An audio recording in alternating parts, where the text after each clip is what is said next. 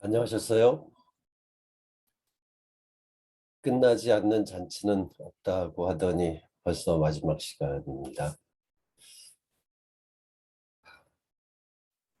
말복도 지나고 또 입추도 지났네요. 아침 저녁으로는 이제 바람이 좀 시원한 그런 느낌도 들죠. 자, 코로나가 어쨌든 좀 우리 일상을 더 이상 힘들게 하지 않고 이제 뭐 백신을 잘 맞아서 어, 코로나 이전의 시간으로 100%는 아니지만은 상당 부분 할수 있기를 좀 바랍니다.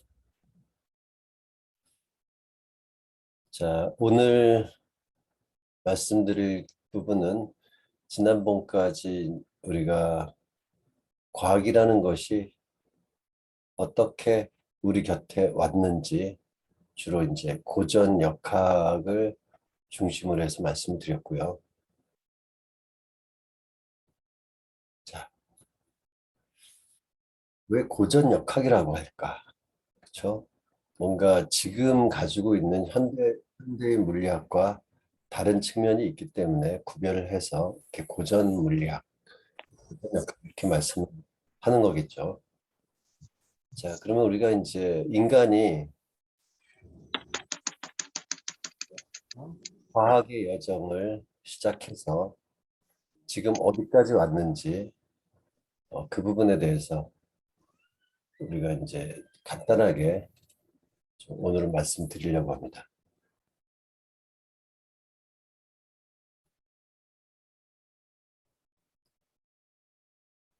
자, 뭐 사실 우리가 이제 F는 ma라고 하는 이런 식을 뉴턴은 하나의 공리처럼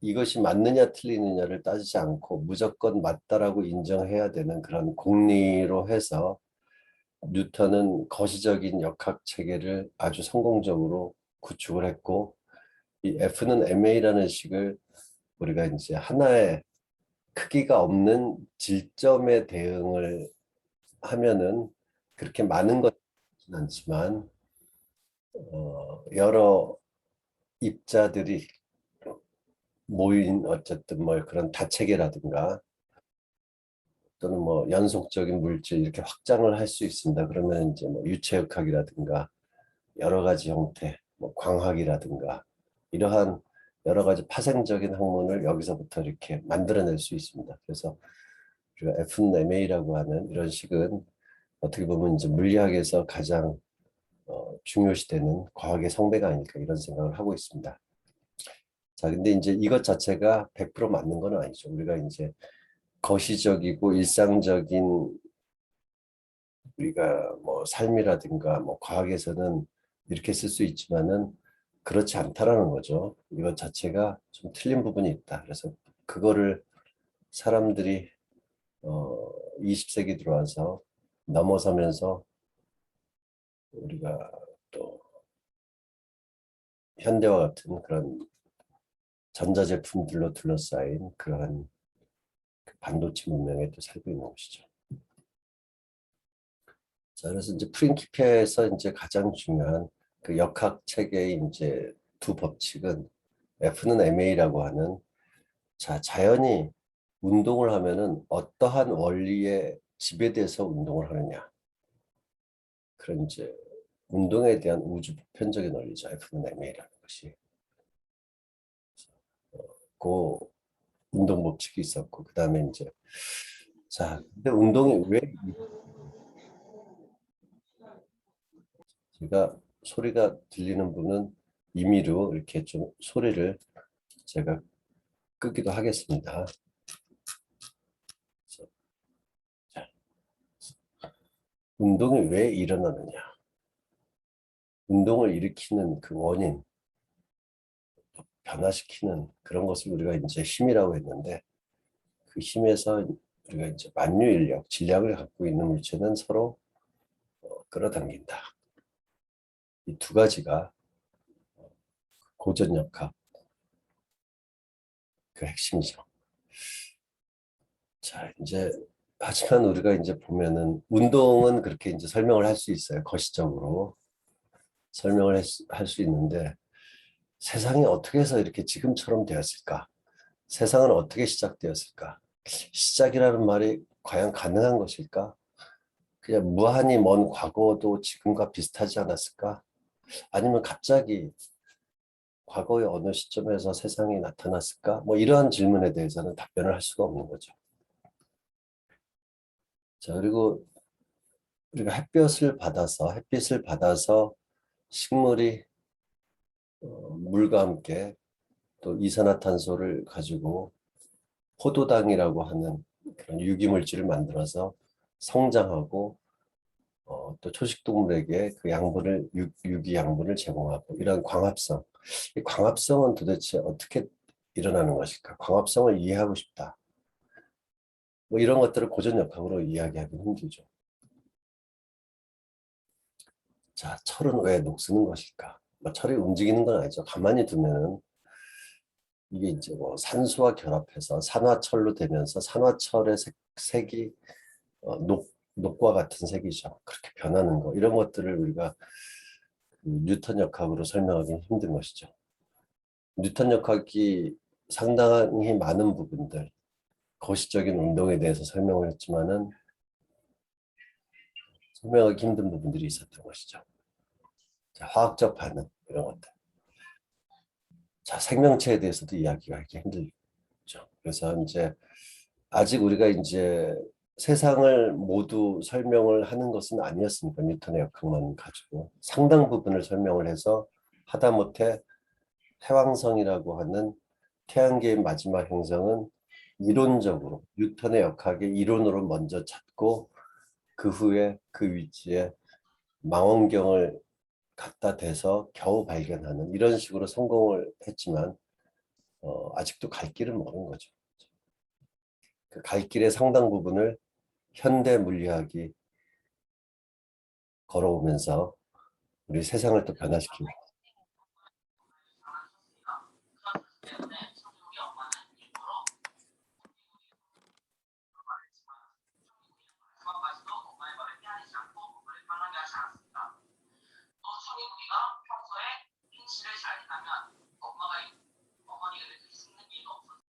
자, 제가 또 음을 스포를 했으니까 양해하시기 바랍니다.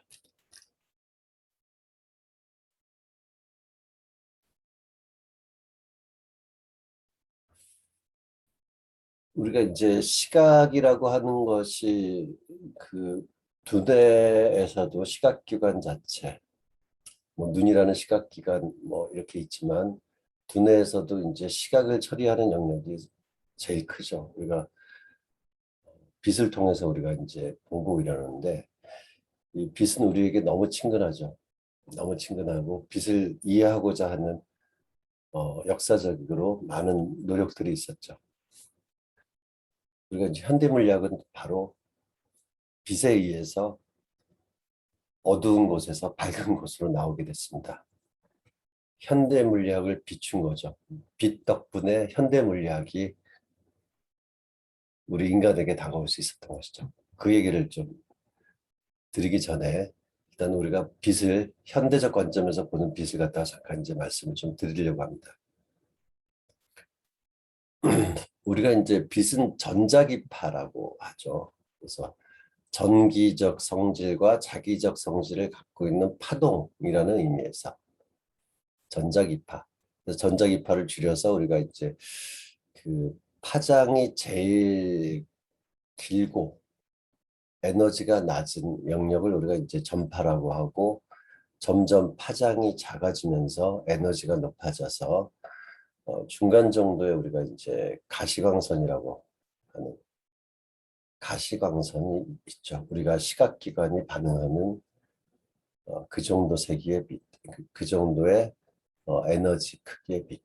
자, 그래서 가장 짧은 전자기파 중에서 가장 짧은 파장이 가장 짧았고 우리가 에너지가 큰 빛이 감마선이죠. 그래서 이제 방사선에서 나오는 빛이 바로 이제 감마선.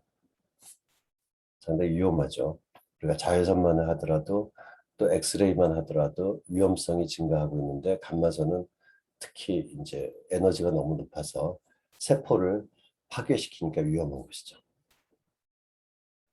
자, 가시광선 가능하다 볼시자 볼 수 있는 빛이라는 거죠. 비지블 볼 수 있는 가시광선. 자, 우리가 이제 가시광선에 여러 가지 색깔이 있는데 그 중에서 이제 빨주, 노초, 파남보 이렇게 파장이 짧아지고 에너지가 커집니다. 그래서 이제 보라색 바깥에 있는 빛은 보이진 않지만 분명히 있는 것이죠. 그래서 보라색 자자에다가 그 바깥에 있다라 해서 자외선, 빨주, 노초, 파남보 이렇게 에너지가 높아지는데 보라색보다 더 에너지가 높은 빛이 이제 자외선이 되는 것이죠. 자, 빨강색 쪽으로는 그 바깥에 있는 빛이라고 해서 역시 붉을적자를 써서 적외선이라고 부르죠. 적외선은 가시광선보다는 에너지가 더 작은 거죠.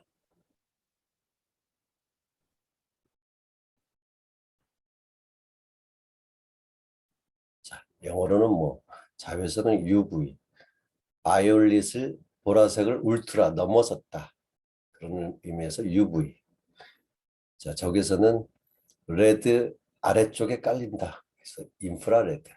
그래서 이제 적외선은 IR, 자외선은 이제 줄여서 UV라고 이렇게 표현을 하는 것이죠. 그래서 우리가 이제 어쨌든 이제 햇빛을 좀 차단할 필요가 있으니까 여름에 햇빛이 강할 때는 자외선이 생체에 영향을 줄 수도 있는 것이죠. 이렇게 에너지가 크기 때문에. 자, 우리가 이제 시각을 통해서 이렇게 다채로운 세상을 보고 있죠. 무지개도 나타나고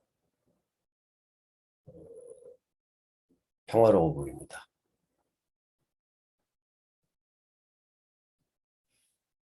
자, 이 얘기는 뭐냐면 이제 우리가 사실 이제 고전 물리학에서는 크게 두 가지 기둥이 있었습니다. 하나는 뉴턴의 역학책이고 또 하나는 그 맥스웰이 정리한 전자기학. 우리가 이제 빛도 전자기파라고 그랬죠. 그래서 빛의 본성을 이해하는 거는 맥스웰의 그 전자기학을 통해서 우리가 빛의 본질을 사실은 좀 이해했다라고 19세기까지 이렇게 이야기를 했죠. 근데 이제 빛의 본질을 이해했는데 그 고전 물리학의 두 기둥, 뉴턴의 역학과 맥스웰의 그 전자기학, 맥스웰 방정식으로 표현되는 그 전자기학으로 우리가 이제 빛을 좀 더 이해하고 싶은데 이론이랑 실험값이랑 차이가 좀 많았어요. 그래서 이제 그 부분들에 대한 갈등이 있었습니다. 전자기학 19세기에 갖고 있는 전기와 자기에 대한 맥스웰의 그런 이론으로 우리가 이제 그 이해할 수 없는 그 빛의 스펙트럼 이런 것들이 있었고요. 자, 그 정도만 일단 말씀을 드리고 좀 이따 다시 말씀드리겠습니다. 우리가 이제 그 색깔, 하늘은 파랗고 구름은 하얗거나 뭐 좀 회색을 띌 때도 있고 우리가 식물의 잎은 녹색을 띠죠. 왜 녹색을 띨까? 여기서 뭔가 녹색이 빛이 나오는 것일까? 옛날에는 이제 그 색깔이 뭐 노란색이면은 노란색이 나온다. 좀 녹색이면 녹색의 빛이 나온다. 이렇게 생각을 했지만 사실 그렇진 않죠. 빛이 그렇게 노란 물체에서 노란색이 나오면은 불을 껐을 때 더 잘 보여야죠. 노란 빛이 나오는 거니까. 하지만은 대개의 빛은 스스로 빛을 내는 것이 아니고 이런 것이죠. 그 빨주노초, 그러니까 여러 가지 색깔의 빛이 혼합해서 흰색인데 흰색의 빛을 받아서 자 우리가 이제 요 색은 흡수하고 빨주, 노초, 파남, 뭐 초록이 이제 그 에너지로 따지면 이제 중간 정도에 있는데요. 그러니까 중간 정도에 해당되는 그 초록빛은 식물에서 사용을 안 하고 반사하는 것이죠. 어떻게 보면 이제 초록색을 디스하는 거죠. 우리가 식물의 잎은. 그래서 이제 엽록소가 이제 몇 가지 종류가 있는데 이제 모든 생명체 이제 식물에 공통적으로 광합성하는 데 공통적으로 이제 엽록소 A도 있고 대부분의 그 광합성을 하는 생명체에는 또 엽록소 B도 있는데 자, 흡수하는 파장이 이렇게 파란색 쪽이랑 붉은색 쪽을 흡수하고 흡수해서 광합성을 하고 녹색은 사용하지 않는 거죠. 그러니까 우리가 이제 식물이 녹색이라서 뭔가 녹색이랑 식물의 잎이 녹색이랑 굉장히 친할 것 같고 녹색을 좋아할 것 같지만 어떻게 보면은 녹색을 싫어해서 그냥 이렇게 쳐내니까 우리가 이제 식물을 녹색으로 보는 거죠. 그렇죠? 이러니까 녹색으로 보이는 것이죠. 자, 우리가 색깔이라고 하는 것은 이제 여러 가지가 있는데 색이 과연 무엇인가? 우리가 색깔이 주는 여러 가지 감동도 있고 멋진 풍경도 있고 멋진 작품도 있고 또 사람과 사람이 이제 알아보는 뭐 여러 가지 우리가 이제 시각기가 이제 상당히 중요하고 색깔은 도대체 무엇인가? 그 얘기를 그래도 우리가 좀 한 번은 좀 살펴보는 게 좋지 않을까 싶어서 했습니다. 우리가 이제 색을 본다라는 것은 결국은 시각세포가 반응을 하는 거죠. 빛에 대해서. 반응을 하는데 어떻게 반응을 하냐. 우리 이제 다른 동물이 어떻게 보이는지는 아직은 뭐 이렇게 뭐 연구하면 알지만, 연구해서 좀 어느 정도 알지만, 우리가 지금 단순하게 생각해서는 뭐 인간의 입장에서만 지금, 인간의 시각세포에 대해서만 이렇게 보는 거죠. 자, 그런데 이제 보면은, 그 인간의 시각세포는 그 빨주노초 파남보 여러 가지 에너지를 가지고 있는 빛의 스펙트럼이 있는데 그 중에서 이제 가장 민감하게 반응을 하는 것이 파랑색, 녹색, 빨강색에 대해서 민감하게 반응을 합니다. 사람의 시각기관은. 그러니까 우리가 이제 그 광합성을 하는 식물은 우리가 파랑색이랑 빨강색에 반응을 했지만 사람은 이렇게 녹색이 하나 더 반응을 하죠. 그래서 우리가 이제 디스플레이 장치는 그래서 이 파란빛을 내고 초록빛을 내고 붉은빛을 내는 거 이것에 이제 각각의 그 밝기를 조절하면은 인간이 볼 수 있는 그런 여러 가지 색깔들을 다 만들어낼 수 있는 것이죠.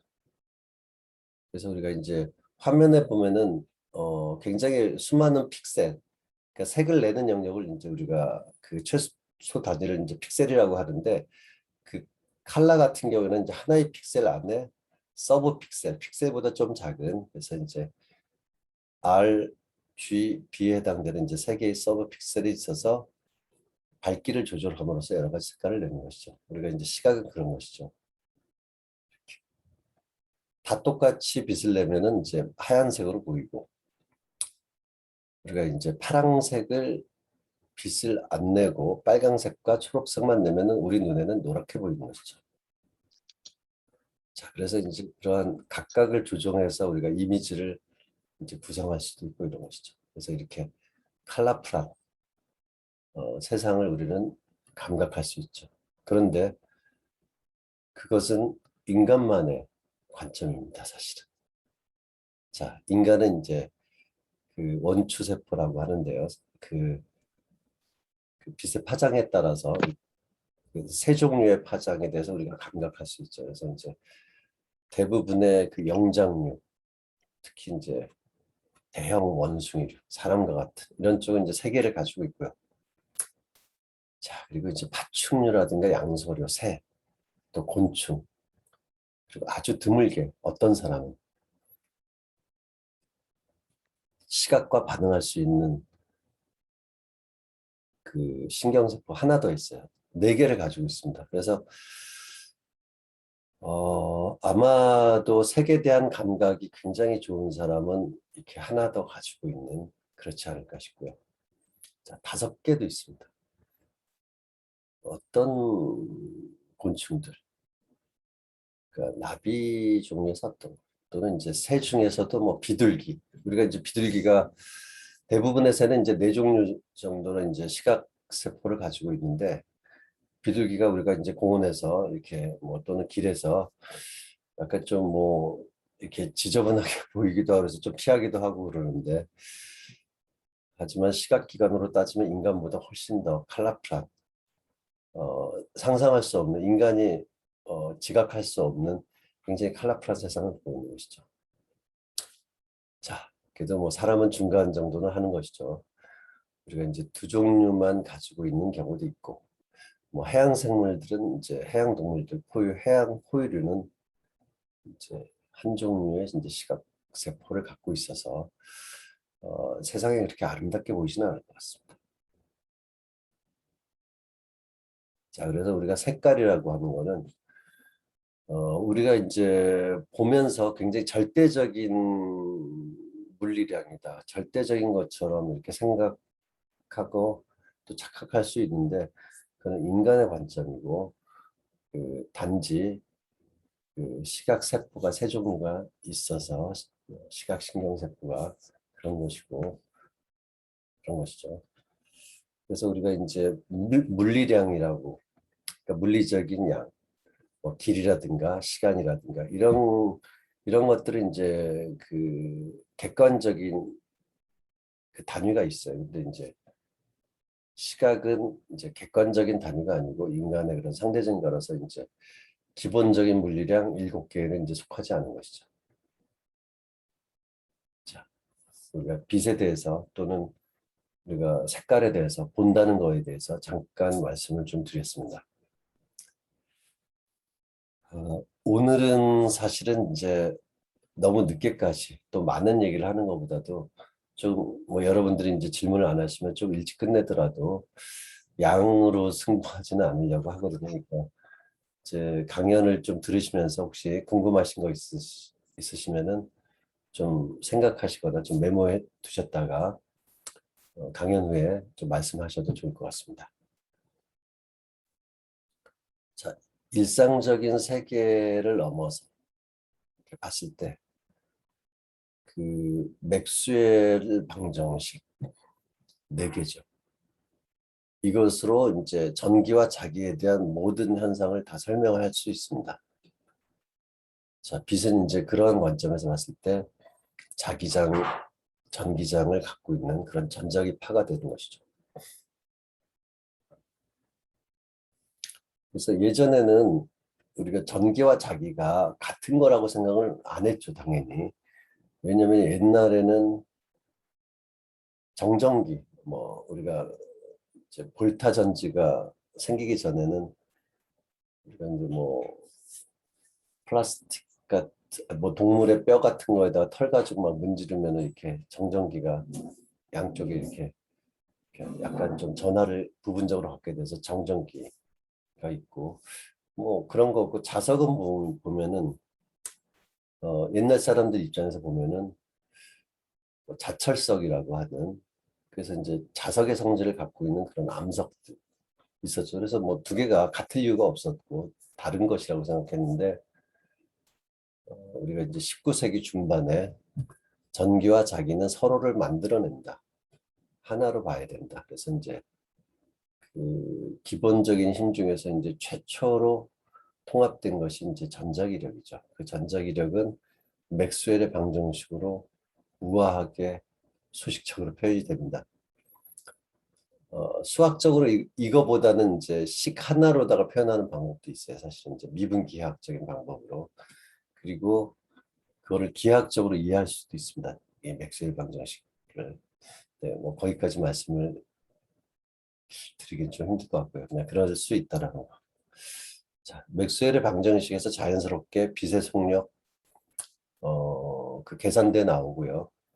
또 이제 측정을 한 것이랑 이제 일치하게 되죠. 그래서 이제 빛은 그 전자기파, 파동이다, 뭐 이런 생각들을, 대세가 이렇게 됐죠. 빛이, 뉴턴은 입자라고 이야기를 했지만 또 뉴턴이 워낙 대단하게 과학에 영향을 끼쳤기 때문에 소수의 사람들, 과학자들 외에는 빛을 입자라고 생각했지만은 맥스웰은 빛이 파동이고 전기와 자기의 성질을 가지고 있다, 그렇게 증명을 하면서,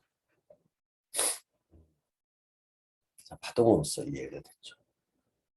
자, 파동. 파동은 이제 우리가 파동은 사실은 이제 물질이라고 보기는 힘들거든요. 그래서 어, 우리가 이제 도미노를 보면은 도미노를 쭉 세워두고 도미노를 이제 서로 좀 가깝게 세워두고 도미노를 한 곳에서 이제 무너뜨리면은 그 무너지는 움직임이 멀리까지 전달이 되죠. 그래서 도미노가 직접 움직여서 제일 처음에 있던 도미노가 직접 움직여서 마지막에 있는 도미노를 쓰러뜨리는 것이 아니죠. 그냥 옆에 거를 갖다가 그냥 건드렸을 뿐인데 그 건드리는 것이 그 에너지가 멀리 가는 것이죠. 그래서 우리가 파동은 사실은 이제 물질이 아니고 그 에너지를 이렇게 전달하는 하나의 방식 중에서 하나고 그런 것입니다. 그래서 우리가 음파 같은 경우에도 공기가 진동을 하고 공기의 진동이 차례차례 옆에 공기를 진동시켜서 우리가 멀리서 오는 소리를 귀로 공기의 진동을 우리가 청각기관의 또 진동으로 우리가 감각하고 청각기관의 진동은 그 진동에 따라서 전기적인 신호를 우리가 이제 청각기관에서 변화를 시키고 이렇게 하면서 우리가 이제 뇌에서 소리라는 것을 인식하는 것이죠. 어쨌든 이제 파동은 옆에 있는 것들을 건드려서 이렇게 멀리 진동하는 것이기 때문에 그 파동이 있으려면 이제 매질이라고 하는 뭘 건드릴 무엇이 있어야 되는 것이죠. 자, 빛이 전자기파라고 그랬는데 그러면은 빛이 멀리 전달되는데 빛의 매질이 있어야 된다. 이런 생각은 당연히 이제 했죠. 근데 이제 빛은 뭐 지상의 세계만이 아니고 멀리 별에서부터 오는 빛도 있으니까 우주에 뭔가 가득 차 있어야 되죠. 빛이 이렇게 도달을 했으니까 먼 별에서부터 지구까지. 그래서 이제 그 가상의 그 찾지 못했지만 뭔가 파동이니까 빛은 이제 분명하게 수학적으로든 실험적으로든 빛은 전자기파라고 하는 것들이 알려졌으니까 에테르라고 하는 매질이 있어야 된다. 파동은 매질이 중요하니까. 그래서 이제 에테르를 찾으려고 했어요. 그래서 이제 에테르라고 하는 것이 우주에 이제 가득 차 있어야 되고 그래서 우주에서 오는 빛을 다 우리가 볼 수 있으니까요. 근데 이제 보면은 그 봄과 가을은 우리가 지구가 태양주를 공전하니까 서로 운동 방향이 다르죠. 서로 이제 반대 방향으로 운동하죠. 그래서 그 매질이 있으면은 우리가 이제 그 6개월 정도 텀을 두고 그 에테르라고 하는 것에 그 상대적인 속도를 그러니까 관찰자가 서로 다르게 운동하니까 그러니까 우리가 저런 거죠. 그러니까 어떤 도로에서 자동차가 지나가는 거를 같은 방향으로 볼 때 느끼는 속도와 그 중앙 차선을 넘어서 반대 방향으로 움직이면서 같은 자동차라고 하더라도 반대 방향으로 움직이면서 보는 거랑 같은 자동차라고 하더라도 느껴지는 그 속도가 다르죠. 그러니까 그런 식으로다가 해서 그 에테르의 존재를 밝히려고 했죠. 그래서 그 마이켈슨과 몰리가 19세기 말에 굉장히 이제 정확하게 측정을 했는데 뭐 지구가 어떻게 운동을 하더라도 빛의 속력이 이제 변함이 없는 거예요. 그래서 이거 좀 이상한데 이러죠. 관찰자가 어떻게 운동하더라도 어, 빛의 속도가 이제 일정하니까 그 뉴턴의 역학 체계에서 설명을 할 수가 없는 것이죠. 자, 모르겠다. 덮어뒀습니다. 20세기가 시작되었지만은 이걸 이해하지 못하고 사람들이 덮인 상태였어요. 하지만 이제 마이켈슨 몰리가 이렇게 관찰자에 따라서 빛의 속도가 일정하다라는 걸 이제 실험적으로 밝혔는데 원래 이제 마이켈슨 몰리는 에테르라고 하는 가상의 매질을 찾고자 했지만 찾지 못한 것이죠. 그래서 실패했어요. 하지만 가장 유명한 실험이 된 것이죠. 왜? 아인슈타인이 마이켈슨 몰리의 실험 결과를 그대로 갖다가 특수상대성 이론이라고 하는 새로운 역학의 그 기초로 삼았기 때문이죠. 그래서 이제 관찰자와 무관하게 그 빛의 속도는 일정하게 관측이 된다. 또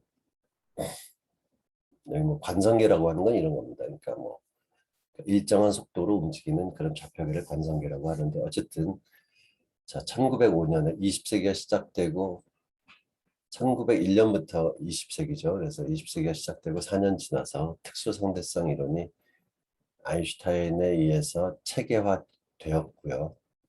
그래서 그 뉴턴의 역학과는 다른 체계죠. 뉴턴의 역학은 어들이 운동 1법칙, 2법칙, 3법칙을 공리로 했지만 아인슈타인의 특수상대성 이론은 두 개의 명제를 공리로 해서 그냥 받아들이자. 이건 맞다라고 생각하죠. 이 바탕에서 그 역학적인 체계를 전개를 한 거죠. 전개를 하면은 어떤 관찰자가 보기에는 두 사건이 동시인데 다른 관찰자에서 보면은 동시가 아니에요. 어떤 사건이 더 먼저 일어나고 뭐 그런 좀 이상한. 그리고 시간이라는 것이 절대적으로 흐를 것 같은데 운동을 하면은 뭐 시간이 좀 운동하는 물질을 보면은 시간이 좀 느리게 가는 것처럼 보이고 뭐 진행 방향으로 길이가 좀 줄어든 것처럼 보이고 상대성 이론에서는 사실은 저런 것이죠. 시간과 공간은 서로 분리된 각각이 아니고 서로 얽혀 있다. 그래서 시공간 붙여서 이제 스페이스 타임 시공간으로 봐야 된다. 시간과 공간은 분리되는 게 아니고 하나다. 시공간으로 봐야 된다.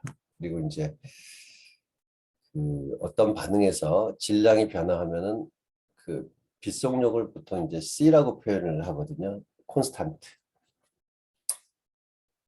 상수 관찰자에 따라서 일정한 같은 값으로 보이는 상수. 그래서 이제 진공에서의 빛의 속도를 보통 이제 C라고 표시합니다. 그래서 우주에서 제일 빠른 것이 빛의 속력이죠. 그러니까 C에 제곱하면 엄청 커지는 것이죠. 그래서 뭐 그러한 질량이 좀 변화가 있으면은 어마어마한 에너지가 나온다. 뭐 이런 것들이 이제 단순한 가정인데 이 단순한 가정을 통해서 뉴턴 역학에서 예측할 수 없는 그러한 세상에 대한 그런 이론 그것이 나오는 것이죠. 자, 근데 이제 뭐 속력이 우리가 이제 물체의 속력이 빛속력, 진공에서의 빛속력보다 좀 많이 작을 때는 그 상대성 이론이 이제 그 뉴턴 역학과 이제 같은 체계를 지니게 되는 거죠. 우리가 일상에서 우리가 관찰하고 느끼는 속력은 빛 속력에 비해서는 아주 작기 때문에 일상은 우리가 뉴턴 역학으로 충분하게 기술할 수 있는 것이죠. 어떻게 보면은 특수상대성 이론은 뉴턴 역학을 하나의 특별한 경우로 가지고 있는 더 커다란 역학 체계라고도 볼 수 있는 것이죠. 자, 근데 이제 특수상대성 이론은 무엇이냐면은 일정한 속도로 움직이는 그런 좌표계를 기준으로 해서 이제 역학 체계를 세운 것이고요. 그것이 이제 1905년에 발표를 했는데 아인슈타인이 10년 동안 또 열심히 연구해서 꼭 일정한 속도로 움직이는 관찰자가 아니고 관찰자는 얼마든지 빠르기랑 방향을 바꿀 수가 있죠. 가속도가 있을 수 있죠. 그래서 그 가속 운동을 하는 좌표계에서는 또 설명할 수 있는 보다 일반적인 이론을 낸 것이 이제 일반 상대성 이론이죠. 특수 상대성 이론은 등속도로 움직이는 관찰자라는 아주 특수한 경우에만 그 역학 체계가 되는 거고 일반 상대성 이론은 물체가 등속도 운동을 하든 가속 운동을 하든지 간에 세울 수 있는 역학 체계가 이제 일반 상대성 이론인 것이죠. 그래서 이제 일반화시키기 위하여 상당히 이제 그 아인슈타인이 수학적으로 이론을 해야 되니까 그래서 이제 수학자들한테 많이 배웠습니다. 수학을 열심히 공부했어요. 리만 기하학이라는 걸 특히 유클리드 기하학이 우리한테 친숙하죠. 그 공간을 이제 그 플랫하다, 평평하다라고 생각하는 게 유클리드 기하학이고 지구의 표면처럼 평평하지 않은 보다 일반적인 그런 공간에서 우리가 기하학적으로 체계를 잡은 것이 이제 리만 기하학이죠. 리만 기하학을 통해서 이렇게 리만 기하학에 나오는 이런 것들입니다. 이거 모르셔도 되지만 그래서 이제 이거는 이제 에너지 모멘텀 텐서라고 뭐 어쨌든 그 물질이나 에너지에 관계된 것이고 이쪽은 그 기하학적인 곡률이랑 관계된 것입니다. 그래서 이제 물질과 그 시공간의 곡률을 이렇게 연결시킨 것이 이제 일반상대성 이론이죠. 1915년.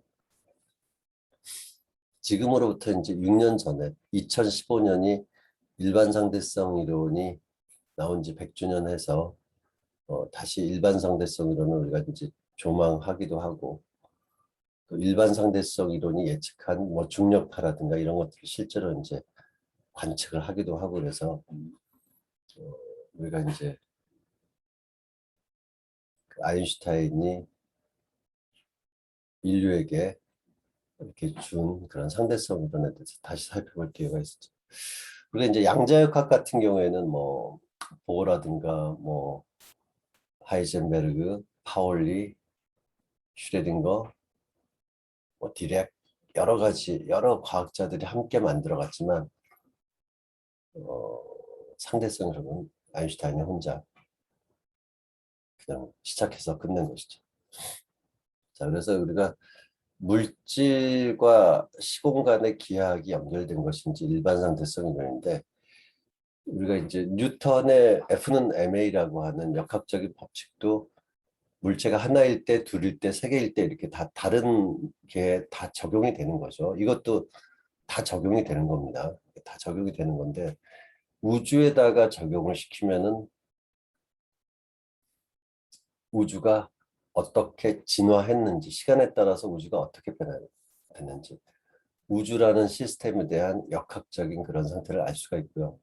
우리가 별에다 적용하면은 별의 일생이 어떻게 해서 그렇게 스스로 뭐 이렇게 진화를 하고 나중에 이렇게 터지고 나서 뭐 블랙홀로 남든 또는 뭐 백색 외성으로 남든 아니면 성운으로 그냥 다 흩어져 버리든 뭐 이런저런 것들이 이제 구할 수가 있는 것이죠.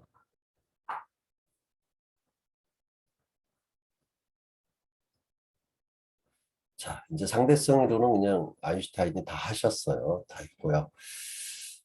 그 상대성 이론이라는 거는 이제 우리가 특수 상대성 이론 같은 경우는 이제 굉장히 속도가 큰 빛속도에 견줄 만큼 큰 곳에서는 이제 특수 상대성 이론을 좀 우리가 반영을 해야 되고 일반 상대성 이론은 이제 질량이 커다란 그런 물체 주변에는 시공간이 이제 휘어지기 때문에 우리가 그런 것을 반영을 해야 되는 것이죠. 자, 이따가 다시 한번 말씀 좀 드리도록 하겠습니다. 자, 근데 우리가 이제 거시적으로 인간의 감각기관으로 볼 수 있는 그 거시적인 세상은 뉴턴 역학과 맥스웰 방정식으로 얼마든지 잘 설명을 했어요. 단 빛과 관련돼서 몇 가지 정도만 이해가 안 됐던 것이지 너무나 많은 자연 현상들을 잘 설명을 했죠. 하지만 우리가 물이 왜 그렇게 좀 더 높은 온도에서 끓는다라든가 물이 얼면 왜 부피가 늘어난다라든가 또는 이산화탄소는 왜 온실 효과를 만들어내는지 뭐 철이 왜 녹쓰는지 이러한 이제 또 철은 왜 무겁고 뭐 이런저런 것들을 이해하려고 하면은 원자나 분자 수준의 그 미시적인 세계를 어, 지배하는 그런 역학적인 그런 법칙을 알아야 되죠. 근데 그것이 어, 굳이 거시적인 역학책인 뉴턴 역학과 같을 필요는 없는 것이죠. 그래서 이제 우리가 이제 실험을 하면은 우리가 이제 그 파장에 따라서 빛의 세기가 이렇게 곡선을 이루어야 되니까 이렇게 최고점이 되는 위치가 있고 이렇게 곡선을 이루어야 되는데 그 전자기학 이론으로서는 이렇게 무한대로 가고 파장이 짧을수록 뭔가 이제 이론이랑 실험값이랑 안 맞는 것이죠. 그래서 플랑크가 1900년이면 이제 19세기의 그 마지막 해죠. 그 12월 중순 정도 19세기의 마지막 달에 어, 빛이 연속적인 그러니까 우리가 빛은 이제 에너지가 그 진동수에 비례하는 이제 이 비례 상수를 우리가 이제 플랑크 상수라고 하는데요. 진동수에 비례하는 에너지를 가지고 있다라고 사람들은 뭐 전자기학에서 그렇게 이야기를 갖다가 하는데 근데 그것이 띄엄띄엄 연속적인 에너지가 아니고 띄엄띄엄 그래서 띄엄띄엄을 우리가 이제 퀀타이즈 양자화돼 있다고 이렇게 하죠. 그래서 띄엄띄엄 돼 있다라고 하는 가정을 하니까 이론과 실험을 이런 가정을 바탕으로 한 그 이론이 실험을 상당히 정확하게 맞출 수가 있었죠. 그래서 이제 플랑크 연구소, 독일의 플랑크 연구소가 이제 굉장히 세계적으로 큰 역할을 하고 있는 연구소인데 어쨌든 이제 그 플랑크가 미시 세계에 대한 대담한 가정, 양자적인 가정을 한 것이죠. 그러니까 이거를 이해하지 못했지만은 플랑크의 가정으로는 실험값과 이론값을 잘 맞출 수 있었죠. 근데 왜 그러는지 몰라요. 그러니까 왜 빛이 뭐 그 맥스웰의 방정식에 따르면은 연속적인 에너지를 가질 수 있는데 왜 연속적이지 않은 에너지를 갖게 되는지 우리가 빛을 많이 안다라고 생각했는데 어떤 부분들을 놓친 것인지 그런 의문들이 해결되지 않았었죠. 그리고 이제 원소들을 보면은 뭐 수소라든가 뭐 나트륨이라든가 이런 것들 태울 때 불꽃 반응을 보면은 그 태양빛처럼 이렇게 그 빛이 연속적으로 나타나지 않고 특정한 파장에서만 선으로다가 이렇게 스펙트럼이 나타나죠. 그것도 이제 원소마다 이제 그 선 스펙트럼의 위치가 달라지고 그래서 이제 스펙트럼을 보면은 아 이게 무슨 원소다. 그러니까 원소마다 스펙트럼 선이 나타나는 위치가 다르니까 그러니까 우리가 스펙트럼을 분석하면은 무슨 물질인지 알 수 있는 거죠. 그래서 우리가 별까지 상당히 멀지만 직접 가지 않아도 별에서 오는 별빛의 스펙트럼을 우리가 분석을 하면은 아, 저 별은 어떠한 원소로 구성이 돼 있구나. 뭐 이런 것들을 알 수 있는 것이죠. 자, 여러 원소들의 그 불연속적인 선 스펙트럼들도 이제 관찰이 됐는데 설명하지 못했어요. 왜 그렇게 돼야 되는지. 그래서 이제 보어도 이런 가정을 했죠.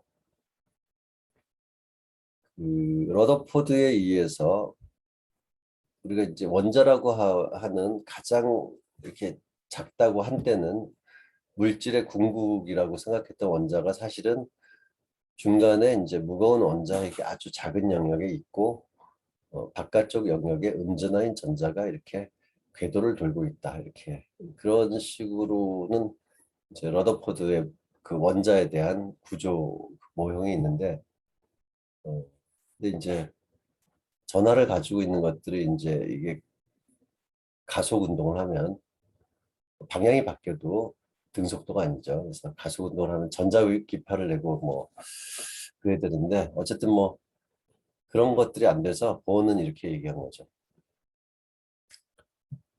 아, 특정한 궤도를 돌 때는 전자는 전자기파를 내지 않고 궤도를 옮길 때만 전자기파를 방출하든가 뭐 흡수하든가 뭐 이렇게 한다.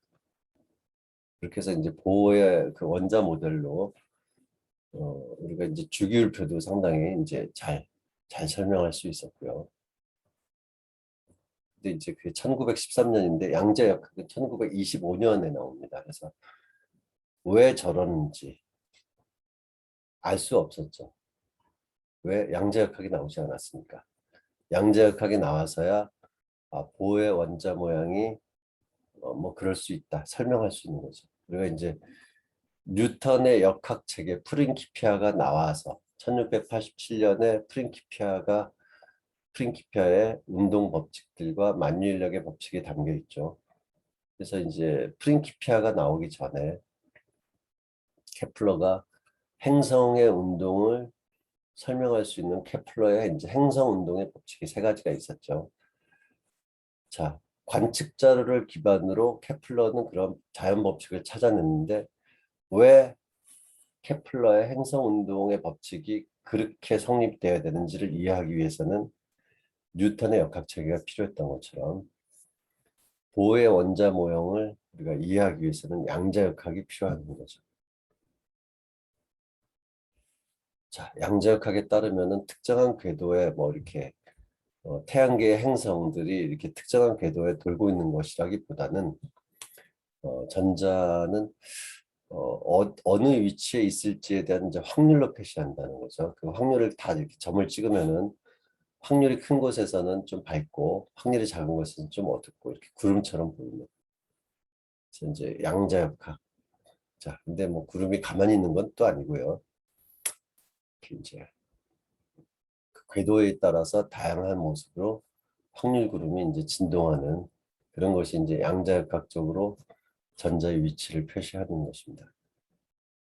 그래서 이제 뉴턴이 F는 ma로 거시적인 세상을 설명을 했듯이 그 하이젠베르그와 그 슈레딩거가 양자역학을 표현하는 그런 역학 체계를 만들었는데 하이젠베르그가 이제 1925년에 좀 일찍 행렬이라고 하는 수학적인 도구를 사용해서 양자역학 체계를 만들었고 슈레딩거는 1926년 그 다음 해에 파동 방정식으로 이제 양자역학 체계를 만들었어요. 만들고 어디까지 했냐면은 파동 방정식으로 기술하는 역학 체계와 하이젠베르그가 행렬로다가 기술하는 역학 체계는 수학적으로 동등하다 이런 것까지 증명을 했습니다. 그래서 근데 이제 과학자들이 보면은 행렬보다는 이 슈레딩거의 파동 방정식 이것이 더 직관적이라서 이것을 더 많이 썼고 하이젠베르그는 양자역학을 기술하는 체계를 슈레딩거의 그 파동 방정식이 아니고 자신의 그 행렬 방정식으로 이 우위권을 갖도록 굉장히 많이 노력을 했지만 과학자들한테 그렇게 인기를 받지 못했고 그래서 양자역학이다 그러면 보통 이제 뭐 슈레딩거의 방정식 그렇게 이야기를 하죠. 자, 그래서 우리가 이제 그 아인슈타인의 상대성 이론도 옳아요. 그리고 그 미시 세계는 또 이렇게 양자역학 체계로 돼요. 그래서 이제 미시 세계가 이제 좀 일반적인 경우라고 할 수 있는데 아까 이제 그 플랑크 상수라고 잠깐 H로 표시된 있죠. 그래서 플랑크 상수가 를 0으로 이렇게 가는 그런 식으로 특별한 경우를 산정하면은 그 뉴턴의 이제 고전역학 체계 비슷한 게 나오거든요. 그래서 어쨌든 양자역학 체계, 미시세계를 기술하는 양자역학 체계도 좀 더 뉴턴 역학보다는 좀 더 일반화된 것으로 볼 수 있죠. 근데 어쨌든 뭐 양자역학도 옳고 상대성이란도 옳으니까 두 개가 서로 어울려야죠. 서로 이렇게 어울리지 않으면 안 되는 거죠. 어울려야죠. 어울리게 하기가 쉽지 않았어요. 어울리는 거는 이제 슈레딩거의 이 파동 방정식은 이거는 이제 비상대론적이거든요. 그러니까 이거는 아주 비상대론적이죠. 그러니까 상대성 이론이랑은 사실 좀 안 맞아. 이걸 갖다가 두 가지가 오르니까 그걸 결합을 하기 위해서 많은 물리학자들이 노력을 했죠. 이제 비상대론적인 양자역학인 슈레딩거 방정식이 아니고 상대론적인 양자역학인 어떠한 방정식을 찾으려고 했죠. 자, 양자역학과 그 시공간을 이야기하는 그 특수상대성. 자, 그래서 이제 디렉이 디렉 방정식. 간단하게 보이지만, 예, 그냥 이런 형태다. 그래서 디렉이 그 웨스트민스터 사원 뉴턴이 묻힌 거기에 이제 잠들어 있는데 영국 사람인데 폴 디렉. 그 묘지에는 이게 디렉 방정식이 이렇게 쓰여 있죠. 그래서 이제 상대성 이론이랑 양자역학을 결합을 시킨 디렉 방정식을 해석을 했더니 그전에는 이제 전자가 뭐 스핀이라는 것을 갖고 있어야지 이제 설명 가능한 자연 현상들이 있어서 억지로 손으로다가 이제 그 슈레딩거 방정식에 이제 파울리 같은 사람이 억지로 손으로다가 이제 스핀을 넣어주고 그랬는데 디렉 방정식에서는 스핀이 자연스럽게 나옵니다. 억지로 손으로 넣어줄 필요 없이 전자는 상대론적이고 양자역학적으로 움직이기 위해서는 스핀이 있어야 된다. 이게 자연스럽게 나오죠. 또 하나 우리가 아는 물질과 다 똑같은데 질량이라든가 뭐 크기라든가 다 똑같은데 전하만 다른 전자면은 이제 그 음전하를 가지고 있는데 전자의 반물질 양전하를 갖고 있는 이런 반입자가 자연스럽게 또 나옵니다. 그래서 그 디렉 방정식을 통해서 전자의 스핀이 자연스럽게 나오는 건 좋았는데 반입자라고 하는 거, 반물질이 나온다는 거 사람들이 의아해 했어요. 아직까지 발견되지 않았으니까. 자, 근데 디렉 방정식이 나오고 몇 년 후에 그 대기권에서 들어오는 그 강력한 우주선, 그 코스믹 레이를 관찰하다가 양전자를 발견하게 되죠. 최초의 반물질. 그 이후로 그 여러 가지 반물질을 우리가 이제 실험적으로 발견을 했고 그 반물질이 세상에 존재할 수 있었던 이유는 디렉 방정식에 담겨 있는 것이죠. 자, 디렉은 뭐 굉장히 말이 없기로 유명했다라고 합니다. 그래서 이제 그 과학자들이 농담으로 그렇게 얘기를 했다라고 합니다. 그러니까 우리 한 시간에 한 단어를 이야기하는 거를 1디렉이라고 정의하자. 그래서 어쨌든 그렇게 말이 없었다라고 합니다.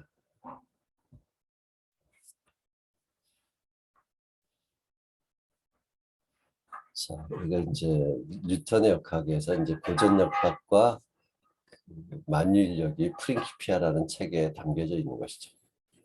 만유인력은 아인슈타인에 의해서 일반 상대성 이론으로 이제 확장이 되는 것이고요.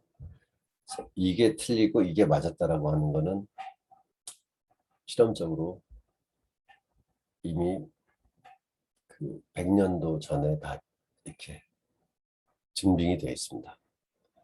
자, 고전역학은 이제 속도가 아주 빨라지면은 특수 상대성 이론의 관점에서 이렇게 기술을 해야 돼요. 빛속도의 경주만큼 되면은. 그리고 고전역학이 미시적인 세계로 가면은 양자역학이라는 새로운 역학 체계로 기술돼야지 미시적인 세계는 고전역학적으로 다루기가 잘 안 맞는다 이런 거죠. 자, 이제 고전 물리학이 뉴턴의 고전역학과 맥스웰의 그 방정식 이 두 가지가 이제 큰 틀이고요. 큰 틀이 뭐 이런 관계를 가지고 있는 거죠. 이제 어, 사실 이제 우리가 양자역학이 대중과학에서는 굉장히 익숙한 이름이지만 양자역학은 사실은 좀 틀린 이름입니다. 왜? 우리가 알고 있는 슈레딩거 방정식 이런 것들은 상대론적이지 않는 거거든요. 그래서 상대론적으로 특수상대성 이론이랑 이제 결합한 인간이 가지고 있는 그 미시세계를 기술하는 최종 이론은 양자장론이라고 하는 그런 이론이 있습니다. 퀀텀 필드 시어리, 그래서 QFT, 퀀텀 필드 시어리에서 양자장론이다. 그래서 이제 이 양자 장론의 바탕을 둔 이제 표준 모형, 입자 물리학의 표준 모형을 좀 이따 또 보여드리겠습니다. 근데 아직까지 이 양자 장론이라고 하는 이론과 일반 상대성 이론은 서로 결합되진 않았어요. 그러니까 양자 역학이 특수 상대성 이론과는 결합해서 양자 장론으로 발달을 했지만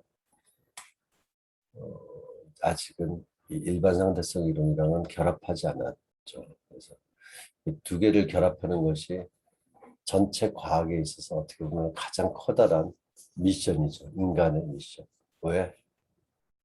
세상을 설명하는 모든 힘과 물질을 하나의 이론으로 기술할 수 있다라는 거니까 이게 결합되면. 그래서 이제 Theory of Everything에서 만물의 이론이라고 이렇게 약칭으로 이야기를 하기도 하죠. 이제 고전역학이 우리가 이제 빠르게 움직이는 물체로는 이제 특수상대성 이론으로 기술해야 되고 크기가 아주 작은 곳에서는 양자역학으로 가야 되는데 이 두 개가 결합된 것이 이제 양자장론이라고 하는 그런 이론이다. 자, 그리고 이제 그 아주 무거운 물체, 질량이 커지는 경우에는 시공간이 이제 많이 휘어지기 때문에 평평한 시공간을 다루는 특수 상대성 이론으로 기술할 수는 없고 휘어진 시공간을 다룰 수 있는 일반 상대성 이론으로 기술해야 된다. 여기까지는 왔어요. 근데 이제 이 두 가지가 결합된 그 양자 중력, 퀀텀 그래버티. 이거는 아직까지 이제 인간이 도달하지 못한 영역입니다. 자, 그 기본 입자에 대한 그 표준 모양. 만물의 궁극이 무엇이냐? 탈레스는 만물의 근원은 물이라고 했고 또 아리스토텔레스는 물, 불, 흙, 공기 네 가지가 적절한 비율로 섞이면은 모든 만물을 다 만들어낼 수 있다. 이렇게 사원소설을 엠페도클레스의 이론을 갖다가 좀 더 발전시키면서 주장을 했지만 우리가 지금 인간이 가지고 있는 여러 가지 이론과 관측적인 또 실험적인 결과에 따르면 만물의 가장 근원은 전자와 이제 중성미자와 같은 이제 가벼운 입자들이 있고 6개가 있고 또 원자핵을 구성하는 또는 이제 무거운 입자를 구성하는 그런 쿼크들이 이제 6종류가 있고 또 이제 그 쿼크들을 묶어주고 뭐 이런 이제 강력을 나타내는 뭐 글루온이라고 하는 힘을 매개하는 입자, 전자기력을 매개하는 빛이라는 포톤이라는 입자, 약한 상호작용을 매개하는 이런 입자. 여기 이제 중력은 빠져 있죠. 중력까지는 아직 들어오지 못한 것이죠. 그리고 이 모든 입자와 상호작용하면서 궁극의 물질들, 입자들에게 질량을 주기도 하는 힉스 입자. 그래서 이 힉스 입자가 자 83년도에는 이제 약한 상호작용을 매개하는 입자가 발견되었고요. 뭐 한 30년 정도 지나서 그 세른에 있는 그 대형 강입자 충돌기에서 이제 힉스 입자가 발견되면서 이 표준 모형은 과학자들, 물리학자들 맞다라고. 그래서 뭐 이게 이제 더 인간의 이론이 발전을 하면은 이 쿼크 같은 것들이 기본 입자가 아니게 될까 이렇게 생각할 수도 있는데 그럴 가능성은 낮고 인간의 이론이 더 발달을 하더라도 궁극의 물질은 이 정도일 것이다 이렇게 생각을 하고 있는 것이죠. 그래서 우리가 그 세상을 변화시키는 가장 근본적인 힘들을 갖다 밑바탕으로 이렇게 가보면은 그 거시 세계에서 이렇게 작용하는 중력과 뭐 이제 전자기력 또 원자보다 아주 작은 원자핵 정도 크기, 원자보다 10만 배나 작은 원자핵 정도의 크기에서 작용하는 이제 강한 힘과 약한 힘 네 종류가 있는 것이죠. 지금은 이제 이 중력을 빼고 요 세 가지 힘을 하나의 관점에서 기술할 수는 있죠. 그것이 양자장론이라고 하는 역학 체계입니다. 이것까지는 아직 같이 하나의 관점에서 기술하고 있지는 않죠. 자, 어쩌면은 그런 얘기들이 있죠. 시공간을 우리가 이제 아인슈타인의 일반 상대성 이론을 보면은 미분기학이라고 하는 그런 수학적인 방법으로 기술되어 있는데 그 시공간을 연속적인 관점에서 보는 것이거든요. 근데 요즘에는 이제 시공간 자체도 양자화돼 있다라고 하면은 우리가 중력까지 포함해서 모든 힘들을 하나의 틀에서 이론적인 틀에서 기술할 수 있지 않을까? 뭐 이런 시도들을 하고 있습니다. 아직 성공하지 못했고요. 자, 그래서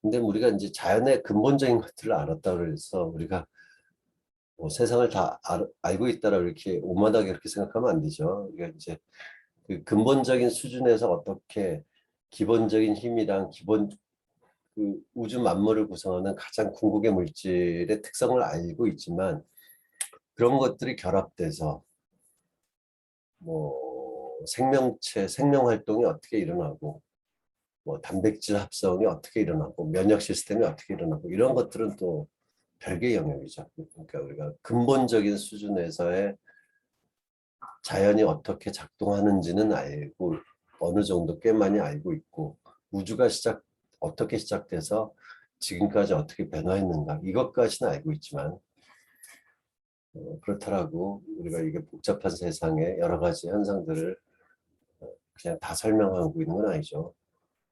그래서 그런 것. 제 개인적으로는 사실은 이제 정신이라고 하는 것도 언젠가는 과학의 영역으로 가지 않을까. 과학의 영역으로 좀 설명을 할 수 있지 않을까. 그리고 사회라고 하는 것. 인간 개체들이 모여서 서로 간에 상호작용을 하고 있는 그 사회라는 그런 시스템도 사회에서 어떤 것이 선하고 어떤 것이 도덕적이고 어떤 사람이 더 나은 사람이고 이렇게 할 수 있는 것도 조금 더 과학이 미지의 세계를 더 풀어내면은 왜 독재가 민주보다 안 좋은가 이런 것들을 갖다가 우리가 근거 있게 설득력 있게 증빙할 수 있지 않을까 이런 생각을 좀 개인적으로 해봅니다. 그래서 오늘은 제가 이제 지난번처럼 비플랜이 있어요. 근데 이제 공식적인 강연은 그냥 오늘 좀 일찍 끝내고 이제 대화를 했으면 싶어서 공식적인 강연은 그냥 여기까지 하기로 하겠습니다. 오늘 그냥 많이 좀 힘드셨을 수도 있어요. 저 이렇게 익숙하지 않은 용어들도 나오고 그랬으니까. 근데 뭐 하나 정도만 아시면 되지 않을까요? 자, 그러면 될 것 같습니다.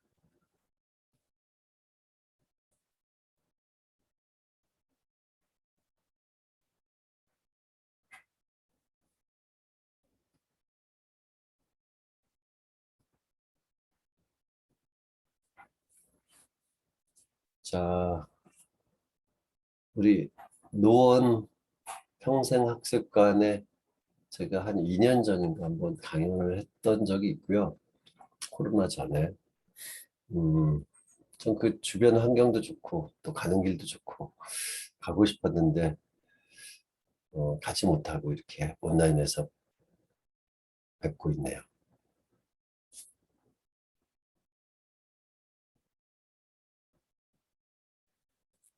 자, 여러분들이 원하시는 거를 말씀하시면은 제가 할 수 있는 걸 좀 하도록 하겠습니다.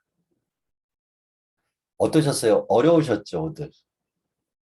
고전역학도 어려운데 현대 물리학 어렵죠. 근데 우리가 전혀 모르는 거랑 인간의 이성이 자연을 탐구하는 이성이 어느 영역까지 어느 정도의 높이까지 등정을 했는가 이거를 보는 것 자체도 의미가 있다고 생각합니다. 우리가 뭐 안다라는 거는 어떻게 보면은 익숙한 거를 안다고 착각할 수도 있는 거 아니겠습니까? 고맙습니다.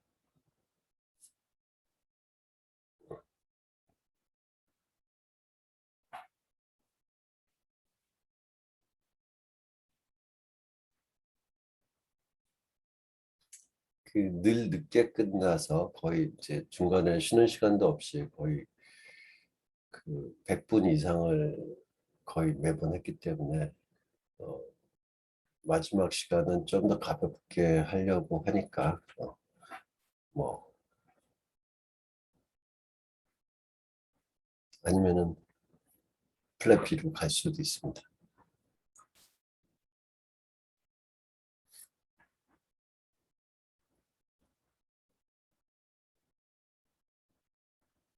자, 의견은 어떠세요? 자, 이게 이제 우리가 과학이라는 것이 세상을 주관적으로 이해하는 것이 아니고 객관적으로 이해하고 세상의 원리나 모습에 조금 더 진실한 모습을 우리가 이제 다가가는 방법이라고 할 수 있죠. 그러한 과학에 대해서 이제 잠깐 말씀을 드리는 게 나을까요? 그러면은 음,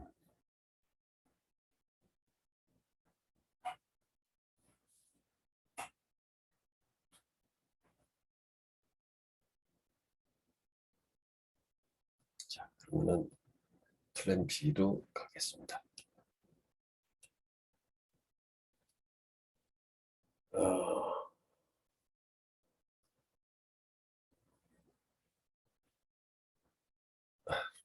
저 비둘기 무시하지 말아야겠죠. 인간보다 훨씬 뛰어난 시각기관을 가지고 있죠. 저는 사실은 이제 우리가 과학이 발달하면은 정신적인 영역의 많은 부분들, 100%는 아니더라도 많은 부분들을 과학적으로 이해할 수 있을 거라고 또 개인적이죠. 이건 완전 이제 사견입니다. 그렇게 생각을 합니다. 나는 무엇인가? 시간적으로. 이제 우주가 지금으로부터 138억 년 전에 시작됐다. 지구는 한 45억 년, 46억 년 정도 됐다. 개인의 생명을 한 100년 정도라고 하면 호모사피엔스는 뭐 한 20만 년, 30만 년 전에 이제 아프리카 동쪽에서 이제 태어났다고 이렇게 그 발굴에 따르면 유적에 따르면 뭐 그렇게 추측되고 있죠. 그래서 이제 우리가 사실 우주의 전체 시간에 비해서 우리 수명이 한 100배 정도, 그러니까 억 배 정도 하는 거죠. 그러니까 사람의 생명이 한 100년 정도다 그러면은 1억 배 정도 하면은 우주의 나이 비슷한 거죠. 그래서 우리 인간의 수명이 우주의 그 전체 나이에 비해서 그렇게 작지 않아요. 우리 사는 동안에 이 누리는 이 시간이 뭔가 우주의 나이에 비해서도 그렇게 많이 작진 않죠. 비록 크기는 작지만 그 크기는 우리가 뭐 1m, 2m 사이에 있다고 보면 크기는 이 방대한 우주에 비해서 너무너무 미약하지만 우리 인생은 그렇게 작진 않다. 뭐 이것이 의미하는 거를 꼭 억지스럽게 끄집어낼 필요는 없지만은 뭐 이렇게 과학적인 데이터에 근거해서 이렇게 생각해 볼 수는 있겠죠. 자, 그리고 저번에 말씀을 드렸다시피 지구에 있는 모든 해변과 모든 사막에 있는 모래알갱이가 얼마나 많겠습니까? 우주에는 그만큼의 별이 있다. 태양은 지구에 있는 수많은 모래알갱이 중에 하나 정도.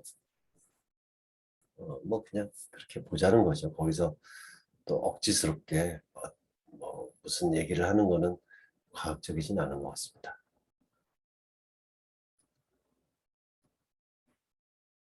자, 과학 무엇일까요? 그러니까 이제 과학은 이제 감각기관이 감각할 수 있는 부분만이 아니고 뭐 어쨌든 관념적인 것들 우리가 이제 그런 것들을 우리가 이제 바깥에 보이는 거 내적으로 우리 의식 속에서 무의식적으로 일어나는 거 이런 것들을 이제 우리가 소리로 표현하는 음악이죠. 비가 오는 날에 우울함 또는 시원함 이런 것들을 이제 우리가 소리로 표현하는 음악이 되는 거죠. 자연의 그 장대한 모습 또는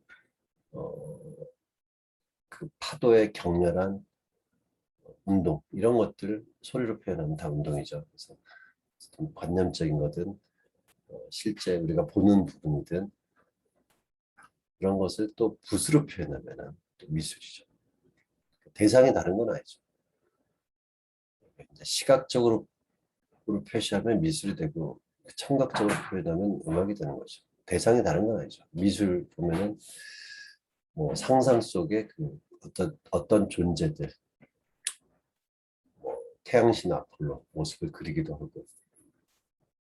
또 실제로 이제 풍경화를 그리기도 하고 대상은 같죠. 자, 그 텍스트로 표현하면 이제 문학이 되는 거죠. 글자로. 대상이 다른 건 아니죠. 수학으로 표현하는 것이 이제 과학이죠. 그러니까 과학을 너무 미워하지 말고 같은 거를 표현하는데 표현하는 방식만 다른 것이라고 생각합니다.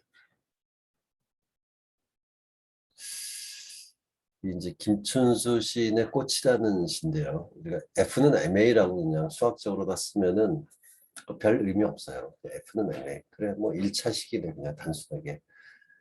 그 변수가 3개인 1차 시기네.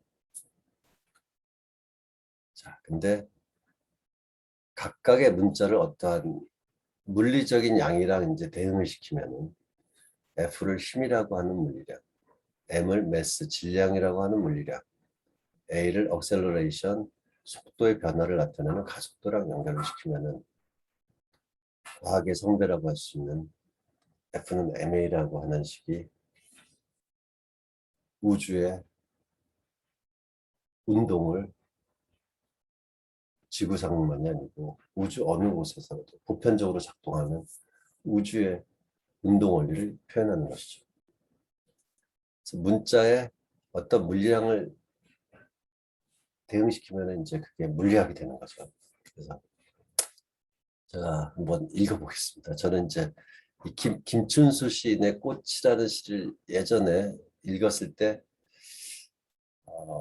수학과 물리학의 관계가 좀 생각났어요. 직업적인가 싶긴 한데요. 자, 그는 다만 하나의 몸짓에 지나지 않았다. 내가 그의 이름을 불러주었을 때 그는 나에게로 와서 꽃이 되었다. 내가 그의 이름을 불러준 것처럼 나의 이 빛깔과 향기에 알맞는 누가 나의 이름을 불러다오. 그에게로 가서 나도 그의 꽃이 되고 싶다. 우리들은 모두 무엇이 되고 싶다. 너는 나에게, 나는 너에게 잊혀지지 않는 하나의 눈짓이 되고 싶다. 그러니까 이름을 불러줬을 때 꽃이 되었다. 우리가 이제 그 생텍쥐베리의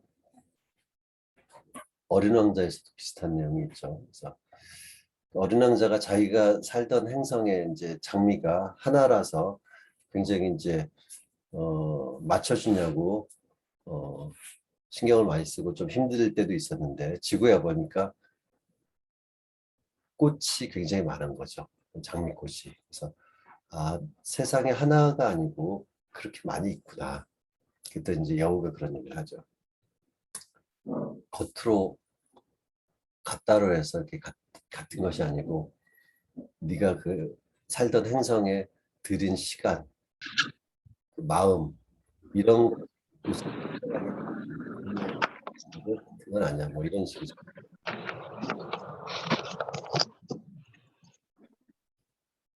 자, 어쨌든 이제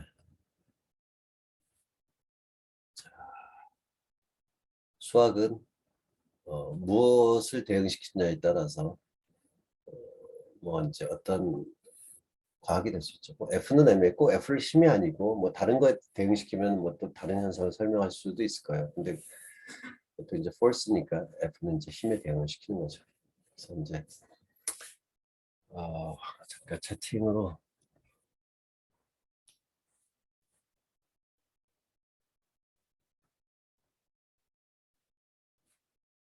비둘기가 5개. 그러니까 우리가 이제 빛의 파장에 이제 새 영역을 인간은 볼 수 있는 세 종류의 이제 그 원추 세포가 있고요. 비둘기는 그 빛의 이제 5가지 영역을 볼 수 있는 원추 세포 5종류가 있기 때문에 볼 수 있는 색이 사람보다는 훨씬 더 다채롭게 본다는 것이죠. 자, 우리가 이제 어떻게 생각하면은 인간이 겉으로 이렇게 살아가는 문명은 뭐 2000년 전에 비해서 너무 많이 변했죠. 우리가 뭐 건강검진을 받을 때도 각종 첨단 의료기기를 쓰고 뭐 비행기를 타고 또 꽤 먼 거리도 갈 수 있고 스마트폰 하나 가지고 할 수 있는 일이 너무나 많고, 하지만 우리 정신적인 부분에 있어서는 2000년 전에 우리 조상과 지금 우리의 정신이 그렇게 달라졌을까요? 아직 정신적인 부분에 있어서는 그렇게 달라지지 않은 것 같은 생각이 들고요. 그래서 과학이 발달하면은 한편으로는 우리가 정신적인 영역에 대해서 정신적인 지도가 일어날 수 있지 않을까, 이런 생각을 또 이건 사견이고요. 이런 생각도 해봅니다. 그래서 이제 자, 그래서 이제 그 과학이라고 하는 거는 우리가 이제 저는 이제 실체에 이르는 진실에 이르는 길이다. 그렇죠. 진실이기 때문에 그 막강한 힘을 내서 태양이 왜 저렇게 빛을 내든지, 태양의 수명이 얼마나 남았는지, 우리 은하가 태양이 한 50억 년 정도 후에 일생의 마지막을 맺을 때 우리 은하가 안드로메다 은하와 합쳐져서 충돌을 갖다가 할지, 이런 것들을 이제 예견할 수가 있죠. 뭐 우리가 직접 볼 수는 없지만 한 50억 년, 45년 정도 후에는 그 은하들끼리 이제 충돌해서 새로운 은하가 만들어지고, 그렇게 예측을 하고 있습니다.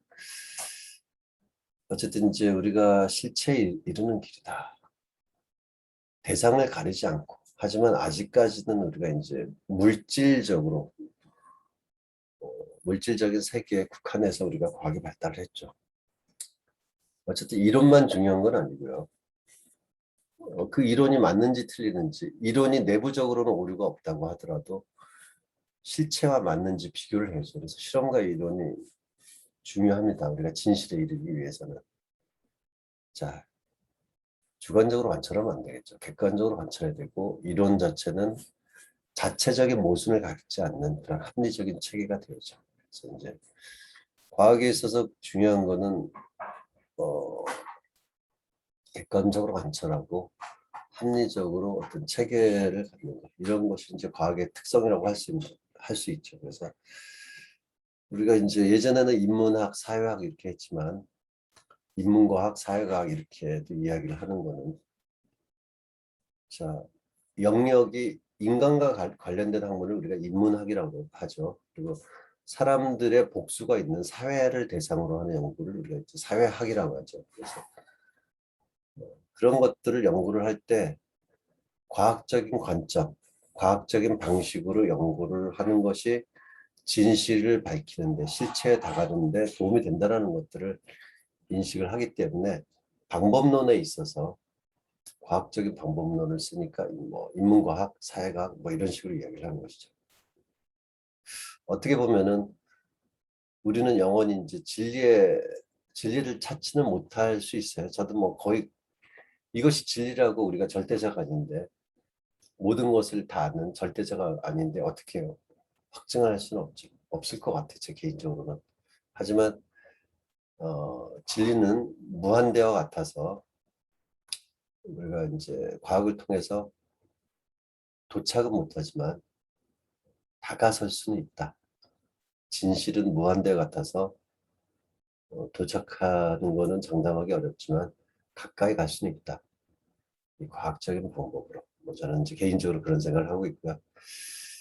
자, 여기까지 오늘 말씀을 드리겠습니다. 그래서 더 말씀이 없으시면은 수업은 여기까지 하려고 합니다. 네, 고맙습니다.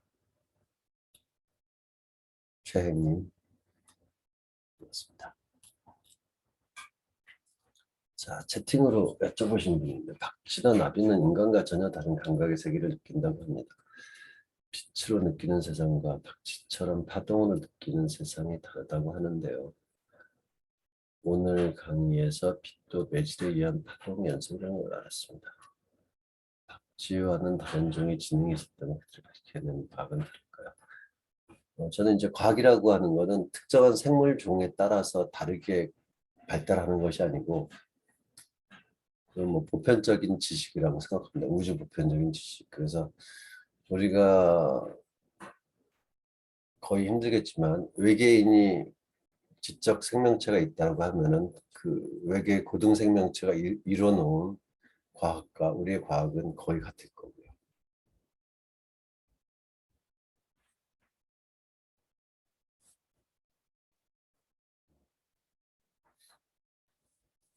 사실 이제 빛은 빛이 입자냐 파동이냐 뭐 이런 얘기를 하는데 그 말 자체는 좀 틀렸다라고 생각하고요. 파동은 물질이 아니기 때문에 입자성을 갖느냐 파동성을 갖느냐 이렇게 질문할 수는 있겠죠. 근데 이제 우리가 빛을 전자기파라고 해서 파동의 한 종류로 이렇게 생각하는 경우도 있는데 고전적인 관점이고, 좀 더 양자 장론의 입장에서 보면은